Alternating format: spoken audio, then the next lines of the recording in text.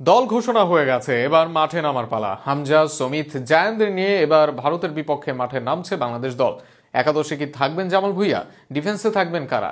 Attacking এ বা কাদের নিয়ে মাঠে নামবেন কোচ? ভারতকে কি সহজেই হারাতে পারবে বাংলাদেশ? সব আলোচনা ও বাংলাদেশের সম্ভাব্য একাদশ নিয়ে থাকছে প্রতিবেদন।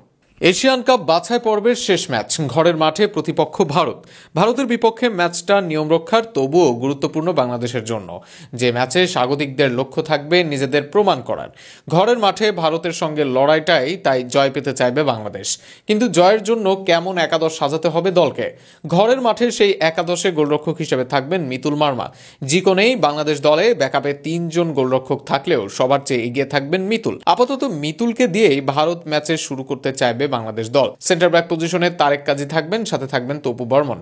বাংলাদেশ দলের অটো চয়েস এই 2 সেন্টার ব্যাক। সেক্ষেত্রে যদি এদের কেউ ইনজুরিতে পড়েন, তবে শাকিল আহমেদ তপু বা রহমত মিয়া সুযোগ পেতে পারেন দলে। তবে আপাতত তাদের দলে আসার কোনো সম্ভাবনা নেই। লেফট ব্যাকে জায়ান আহমেদ শুরু করলে চাপে রাখা যাবে ভারতকে, আর জায়ানের মতো একজনই হবে ভারতের বিপক্ষে সেরা পছন্দ। রাইট ব্যাকে লড়াইটা তাজ ও সাদের, যদিও একের পর এক বাজে পারফরমেন্স দর্শকদের চক্ষুশূল হয়েছেন সাদ। তবুও কোচ ও সহকারী কোচের পছন্দে তিনি থাকবেন একাদশে।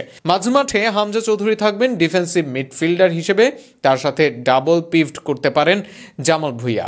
এই জায়গায় হামজা জামাল জুটি হতে পারে বাংলাদেশের ট্র্যাম্প কার্ড।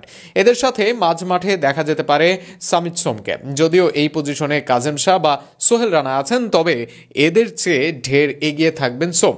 আক্রমণ ভাগে লেফট উইংয়ে খেলবেন রাকিব। রাকিবের গতি ও ক্রস কাজে লাগাতে এটাই হতে পারে তার উপযুক্ত পজিশন। তবে রাইট উইংয়ে কে খেলবেন তা নিশ্চিত নয়, সেখানে ফাহিম থাকবেন এগিয়ে। তবে কোচ চাইলে কাজেম বা শাহরিয়ার ইমনকে সুযোগ দিতে পারেন। এদের মাঝখানে থাকবেন শেখ মোরসালিন। নিজের ফর্ম কাজে লাগিয়ে জাতীয় স্টেডিয়ামে গোল করতে চাইবেন তিনিও। সব মিলিয়ে ভারতের বিপক্ষে এটাই হতে পারে বাংলাদেশের সেরা একাদশ। যদিও নিজের ইচ্ছেই কোথায় কাকে নামান কোচ কাবরেরা, সেটা আন্দাজ করা মুশকিল বটে।